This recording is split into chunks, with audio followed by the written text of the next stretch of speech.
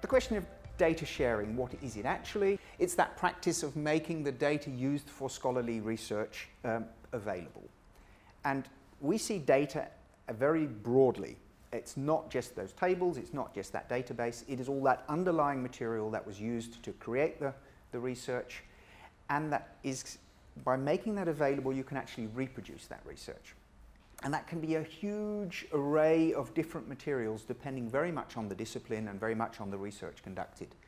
So that could be text, that could be images, that could be video, that could be spreadsheets, that could be transcriptions, that can be audio recordings, could be video recordings, can be drawings, can be notes captured in lab notebooks, and it can also just be tables of data or databases. So there's a huge array of different types of materials that could be considered data. And from our perspective, it's very much what are the materials that are actually useful to provide so that others can reproduce that, the research findings, and understand how the research findings were created and build on those.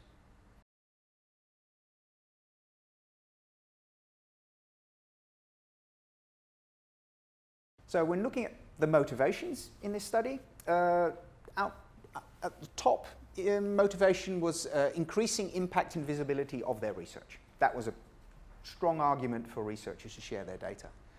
Other arguments were the public benefit of making it available so that others could use it and build on it, increasing transparency and reuse of their research, and getting proper credit for the data by having a citation available over that data.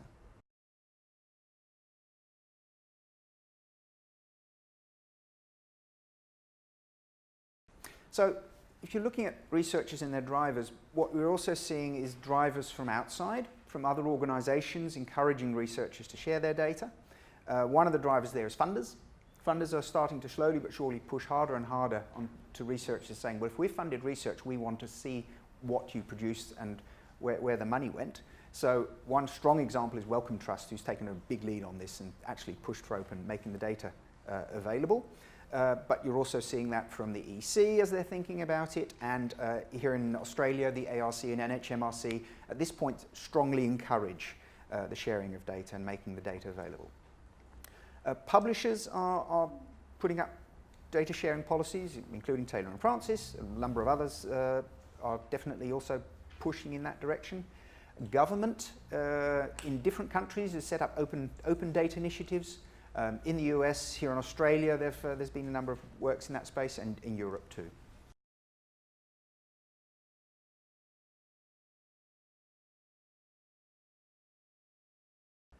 So a few considerations in STEM we're seeing as we are engaging with a wide array of disciplines within STEM.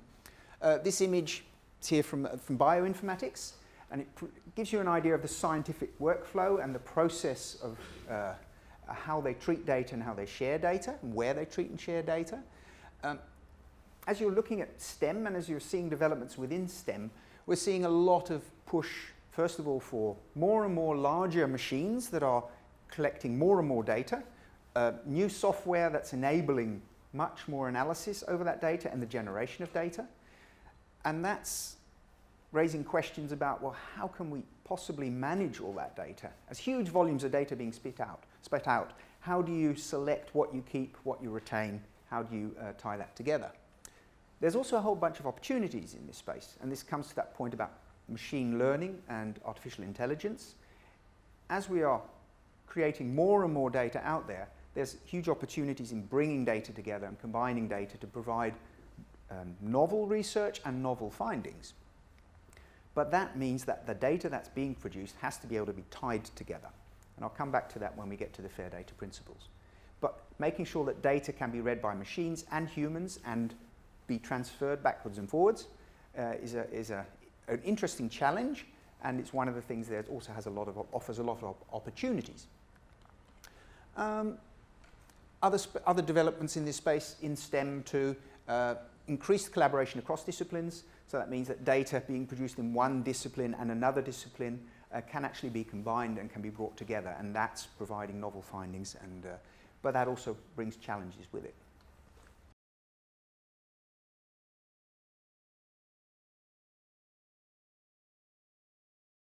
one of the questions we frequently get is, what does data really mean in humanities and social sciences? Do we have data? A lot of sort of starting point is the idea that data has to be tabular or it has to be in a database. And we'd definitely argue, no, that's not the case. Data can be all sorts of materials and assets. So we see that in a broader perspective.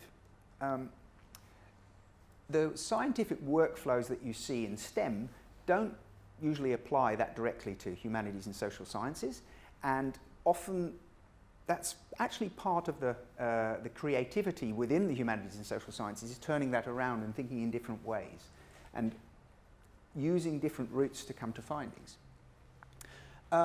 You are seeing, certainly in the digital humanities, quite a strong push towards open data principles and using data visualizations to make that data available and visualize it in a meaningful way. Humanities data is not always easy. It's quite complex to untangle, and it's not always meant to spark joy. There's sometimes quite complexity and difficulty within the data. Below you'll find a number of different tools that are out there, different platforms that are available for different types of humanities and social science data. But because there's such a wide array of disciplines there's also a wide array of different platforms and tools out there.